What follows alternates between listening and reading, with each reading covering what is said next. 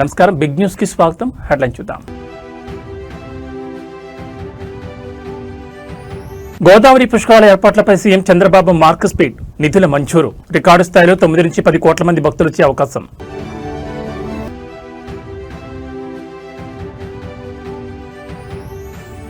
తెలంగాణలో జనసేన పక్కాగా ఉంటుంది. వచ్చే ఎన్నికల్లో పోటీ ఖాయం. పవన్ కళ్యాణ్ సంచలన వ్యాఖ్యలు.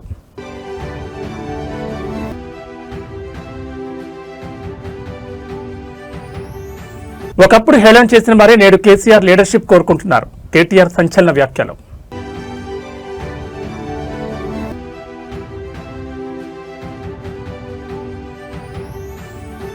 తెలంగాణ అంటేనే ఒక పోరాటం. విద్యార్థి లోకం గుండెల్లో మళ్లీ రగిలిన ఆత్మగౌరవ జ్వాల. ఇక డీటెయిల్స్ చూస్తే ఆంధ్రప్రదేశ్ రాష్ట్రంలో అత్యంత ప్రతిష్టాత్మకంగా నిర్వహించబోయే గోదావరి పుష్కరాల ఏర్పాట్లపై ముఖ్యమంత్రి చంద్రబాబు నాయుడు సరికొత్త వేగం పెంచారు. అమరావతిలో వివిధ ప్రభుత్వ శాఖల ఉన్నతాధికారులు మరియు మంత్రుల కమిటీతో సీఎం చంద్రబాబు సుదీర్ఘ సమీక్ష సమావేశం నిర్వహించారు. ఈ సందర్భంగా ప్రతిష్టాత్మక అఖండ గోదావరి ప్రాజెక్టు రోడ్ మ్యాప్ పై మంత్రుల కమిటీతో సీఎం సమగ్రంగా చర్చించారు. సాంస్కృతిక రాజధాని రాజమహేంద్రవరం నగరం భవిష్యత్తులో ఒక అంతర్జాతీయ స్థాయి మెగాసిటీగా మారేలా ఇప్పుడే శాశ్వత అభివృద్ధి పనులు చేపట్టాలని ముఖ్యమంత్రి అధికారులను ఆదేశించారు. రాబోయే గోదావరి పుష్కరాలకు దేశ విదేశాల నుంచి రికార్డు స్థాయిలో దాదాపు 9 నుంచి 10 కోట్ల మంది భక్తులు పుణ్యస్నానాలకు తరలివచ్చే అవకాశం ఉందని ప్రభుత్వం అంచనా వేస్తోంది. ఈ భారీ జనాభాకు అనుగుణంగా ఎలాంటి తొక్కిసలాటలు, ఇబ్బందులు లేకుండా భద్రతా ఏర్పాట్లు చేయాలని సీఎం సూచించారు. ఇందులో భాగంగా గోదావరి నది పరివాహక ప్రాంతాల్లోని ఉమ్మడి 6 జిల్లాల వ్యాప్తంగా ఉన్న 525 పుష్కర ఘాట్లను యుద్ధ ప్రాతిపదికన సర్వాంగ సుందరంగా సిద్ధం చేయాలని చంద్రబాబు నాయుడు ఆదేశించారు. ఈ పుష్కరాల ప్రాథమిక పనుల నిమిత్తం ప్రభుత్వం ఇప్పటికే 212 కోట్ల నిధులకు పరిపాలన అనుమతులు మంజూరు చేసింది. ఘాట్ల వద్ద మౌలిక వసతులు, రవాణా, త్రాగునీరు మరియు పారిశుద్ధ్య పనుల్లో ఎలాంటి రాజీ పడకూడదని అధికారులకు స్పష్టం చేశారు.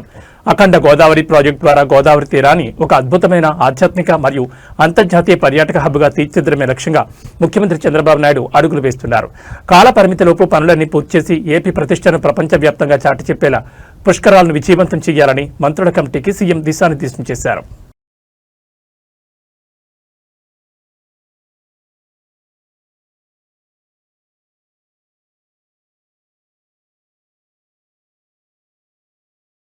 ఆంధ్రప్రదేశ్లో పేద ప్రజల ప్రాణరక్షక పథకమైన వైఎస్ఆర్ ఆరోగ్యశ్రీ అమలు తీరుపై వైద్య వర్గాల నుంచి తీవ్ర నిరసన వ్యక్తమవుతోంది. ఉమ్మడి గుంటూరు జిల్లాకు చెందిన ప్రముఖ డాక్టర్ల బృందం వైఎస్ఆర్ కాంగ్రెస్ పార్టీ అధినేత వైఎస్ జగన్మోహన్ రెడ్డిని తాడేపల్లిలోని క్యాంపు కార్యాలయంలో మర్యాదపూర్వకంగా కలిశారు. ప్రస్తుత కూటమి ప్రభుత్వ హయాంలో ఆరోగ్యశ్రీ పథకం పూర్తిగా నిర్వీర్యమైపోతోందని, వేలాది మంది పేద రోగులు సకాలంలో వైద్యం అందక తీవ్ర ఇబ్బందులు పడుతున్నారంటూ వైద్యులు జగన్ దృష్టికి తీసుకెళ్లారు. జగన్మోహన్ రెడ్డితో జరిగిన ఈ సమావేశంలో వైద్యులు నెట్వర్క్ ఆసుపత్రులు ఎదుర్కొంటున్న పలు సమస్యలను ఉదాహరించారు. ఆసుపత్రులకు ప్రభుత్వం మంజూరు చేసే ఎల్ఓసీలు ఏమాత్రం పారదర్శకంగా లేవని వారు ఆరోపించారు. కేవలం అధికార పక్షానికి అనుకూలంగా వ్యవహరించే కార్పొరేట్ ఆసుపత్రులకే ప్రాధాన్యత ఇస్తూ నిధులు విడుదల చేస్తున్నారని ఫిర్యాదులు చేశారు. అంతేకాకుండా ముఖ్యమంత్రి సహాయ నిధి ద్వారా మంజూరయ్యే నిధుల్లో సైతం కింది స్థాయి నేతలు కమిషన్ కోసం పెద్ద ఎత్తున దందా సాగిస్తున్నారని, లబ్ధిదారులను పక్కదారి పట్టిస్తున్నారని వైద్యులు జగన్ దృష్టికి తెచ్చారు. బకాయిలు సకాలంలో చెల్లించకపోవడంతో నెట్వర్క్ ఆసుపత్రులు వైద్యం అందించేందుకు వెనుకాడుతున్నాయన్నారు. వైద్యుల ఆవేదనను విన్న వైఎస్ జగన్మోహన్ రెడ్డి స్పందిస్తూ పేదల ఆరోగ్యంతో ఆడుకునే హక్కు ఎవరికీ లేదని, ఆరోగ్యశ్రీ నిధుల మళ్లింపు మరియు అవినీతిపై వైఎస్ఆర్ కాంగ్రెస్ పార్టీ తరఫున గట్టిగా పోరాడతామని భరోసా ఇచ్చారు. ఏదేమైనా వైద్య రంగంలో చోటు చేసుకుంటున్న ఈ తాజా పరిణామాలు ఇప్పుడు ఏపీ రాజకీయాల్లో తీవ్ర చర్చకు దారితీస్తున్నాయి.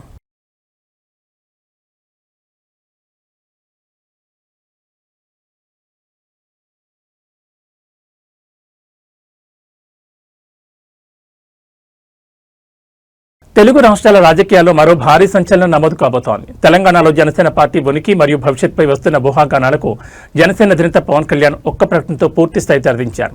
ఇప్పుడు చెప్తున్నా, తెలంగాణలో జనసేన ఖచ్చితంగా ఉంటుంది.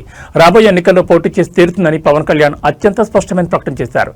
తెలంగాణ గడ్డపై ప్రజా సమస్యలపై జనసేన గళమెత్తుందని, త్వరలోనే తాను స్వయంగా రంగంలో దిగి ప్రజల్లో పర్యటిస్తానని జనసేనను ప్రకటించారు.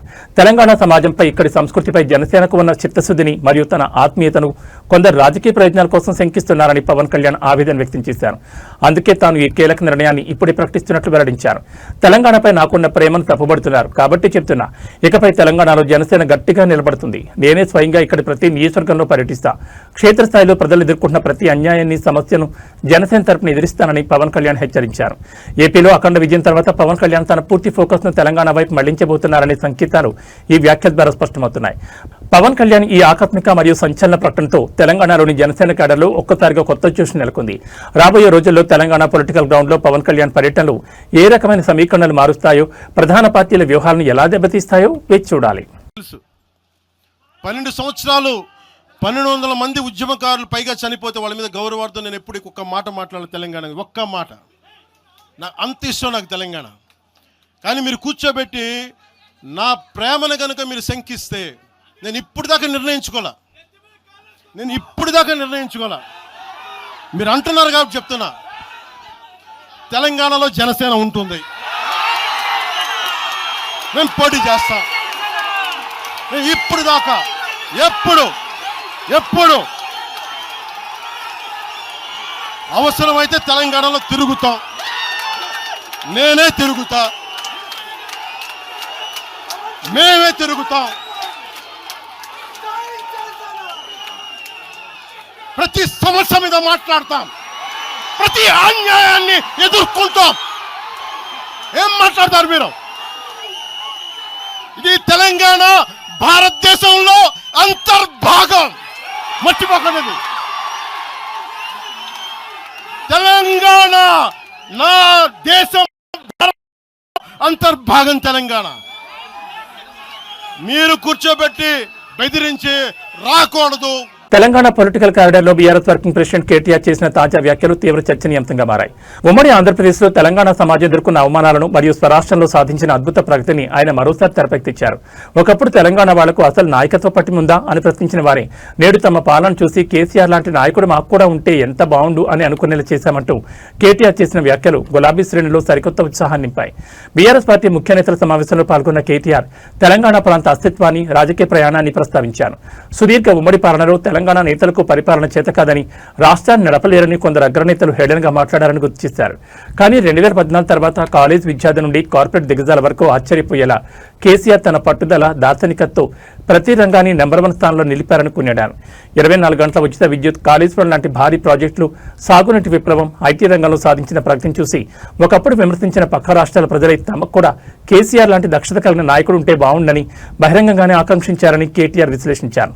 కేటీఆర్ చెప్పిన ఈ నాయకత్వ పట్టిమ వ్యాఖ్యలు ప్రస్తుతం సామాజిక మాధ్యమాల్లో విపరీతంగా షేర్ అవుతున్నాయి. తెలంగాణ సాధించిన ఆత్మగౌరవ ప్రయాణాన్ని వివరిస్తూ బీఆర్ఎస్ క్యాడర్ ప్రతిపక్షాలకు సవాల్ విసురుతోంది. రాబోయే రాజకీయ పోరాటాల్లో కేసీఆర్ 10 ఏళ్ల సువర్ణ పాలనను ప్రజల్లోకి బలంగా తీసుకెళ్లడమే లక్ష్యంగా బీఆర్ఎస్ అడుగులు వేస్తోంది. ప్రభుత్వం కూడా కొలువు తీరింది.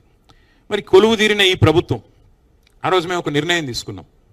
సరే, పోరాటంలో, ఉద్యమంలో 14 ఏళ్ల పాటు జరిగిన మలిదశ పోరాటంలో ఎన్నో త్యాగాలున్నాయి, ఎన్నో ఉద్విగ్నభరితమైన అనుభవాలున్నాయి. కానీ ఉద్యమ లక్ష్యం నెరవేరింది, ఉద్యమం లక్ష్యాన్ని చేరింది. తెలంగాణ రాష్ట్రం కావాలనుకున్నాం, రాష్ట్రం వచ్చింది. వచ్చిన ఈ రాష్ట్రంలో ఇంకా పంచాయతీలొద్దు, ప్రాంతాలుగా విడిపోయిన ప్రజలుగా కలిసి ఉండాలి. ఎందుకంటే ఎన్నో లక్షల మంది సోదరులు ఇతర రాష్ట్రాల వాళ్ళు తెలంగాణలో నివాసం ఉంటున్నారు. అది కోస్తా ఆంధ్రప్రదేశ్ కావచ్చు, రాయలసీమ కావచ్చు, కర్ణాటక కావచ్చు, తమిళనాడు కావచ్చు, కేరళ కావచ్చు, ఇంకోటి కావచ్చు, ఏ రాష్ట్రమైనా కావచ్చు.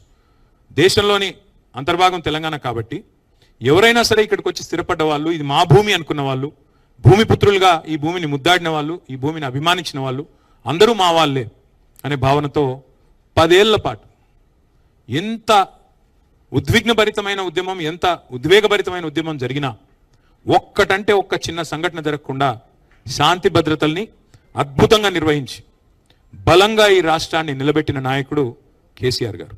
తెలంగాణ రాజకీయాల్లో బీఆర్ఎస్ పార్టీ శ్రేణులను బురకలెత్తించేలా ఆ పార్టీ వర్కింగ్ ప్రెసిడెంట్ కేటీఆర్ సరికొత్త పొలిటికల్ శంఖారాన్ని పూరించారు.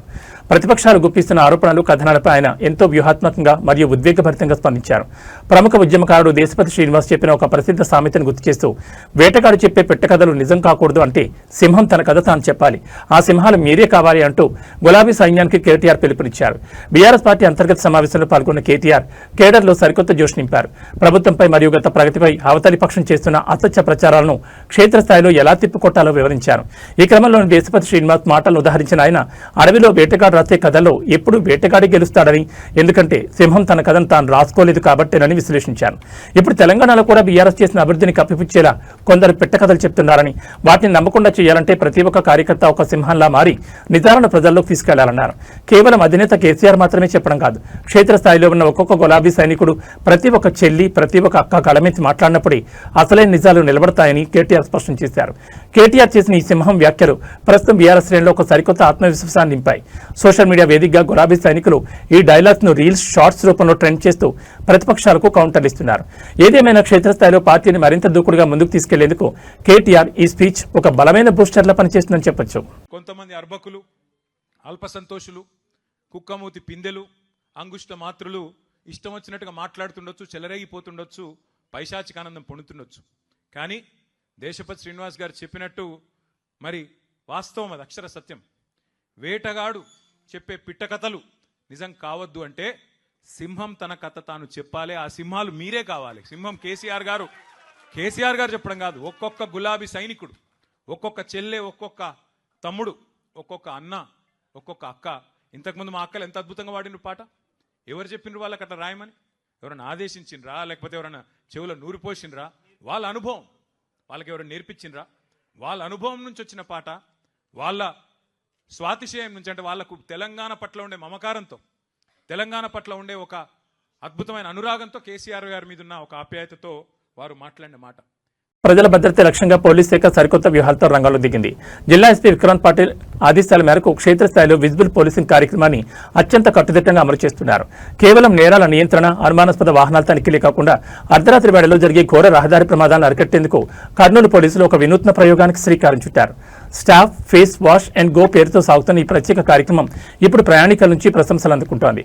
కర్నూలు నగరంతో పాటు జిల్లాలోని ప్రధాన జాతీయ రహదారులపై బ్లూ కోల్స్, క్యూఆర్టీ పోలీస్ బృందాలు అర్ధరాత్రి 11 గంటల నుంచి తెల్లవారుజాము వరకు విస్తృతంగా విజిబుల్ పోలీసింగ్ నిర్వహిస్తున్నాయి. అనుమానాస్పద వ్యక్తులు వాహనాలను తనిఖీ చేయడంతో పాటు డ్రంక్ అండ్ డ్రైవ్ టెస్టులు కూడా ముమ్మరం చేశారు. అయితే అర్ధరాత్రి దాటిన తర్వాత సుదూర ప్రాంతాలకు ప్రయాణించే లారీలు, ప్రైవేట్ బస్సులు మరియు కార్ల డ్రైవర్లు తీవ్ర అలసట, నిద్రమత్తుకు గురై ప్రమాదాలు చేస్తూ ఉంటారు.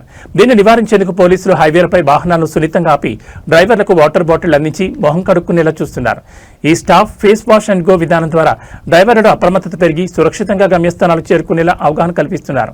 నేరరహిత సమాజ స్థాపనతో పాటు రహదారులపై అమాయక ప్రజల ప్రాణాలు పోకుండా చూసేందుకు కర్నూలు పోలీసులు తీసుకుంటున్న ఈ చర్యలు క్షేత్రస్థాయిలో అద్భుతమైన ఫలితాన్ని ఇస్తున్నాయి. శాంతి భద్రతల పరీక్షలో ప్రజలు కూడా భాగస్వాములు కావాలని, రాత్రి వేళల్లో ప్రయాణించేటప్పుడు పోలీసుల తనిఖీలకు సహకరించాలని అధికారులు కోరుతున్నారు. అలాగే ప్రయాణాల్లో కానీ, గ్రామాలు మరియు పట్టణాల్లో కానీ ఎలాంటి అత్యవసర పరిస్థితులు ఎదురైనా తక్షణమే టోల్ ఫ్రీ నెంబర్లైన డైల్ 112 లేదా 100కు సమాచారం అందించి రక్షణ పొందాలని సూచిస్తున్నారు.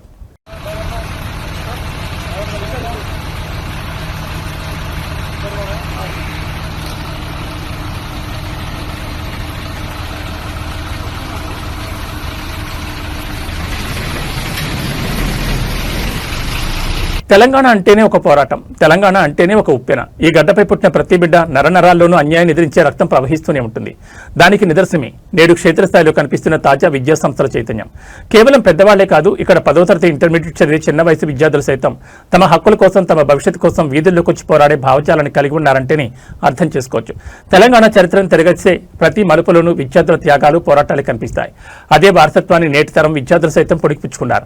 కేవలం పుస్తకాలకే పరిమితం కాకుండా సమాజంలో తమకు జరిగే అన్యాయాలపై, విద్యా వ్యవస్థలోని లోపాలపై ఎప్పటికప్పుడు గళమెత్తున్నారు.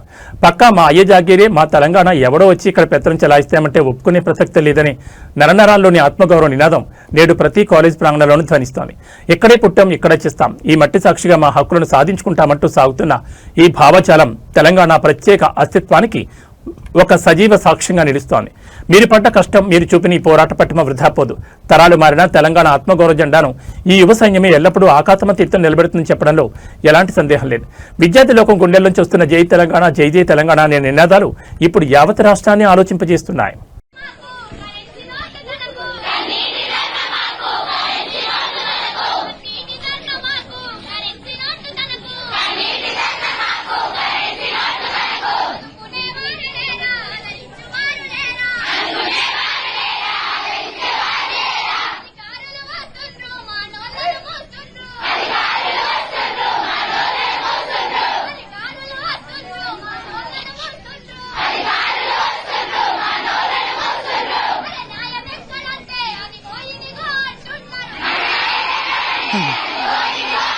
Great.